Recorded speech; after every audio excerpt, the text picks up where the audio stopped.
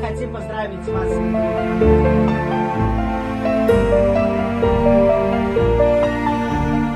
Видали, трудились, но благо.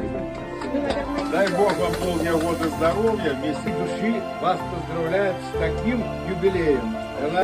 Вы наш золотой авангард, ветеран.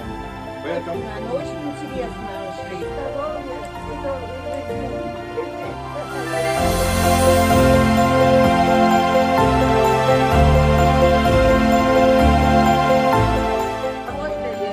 Это от директора подарок. Тоже такие...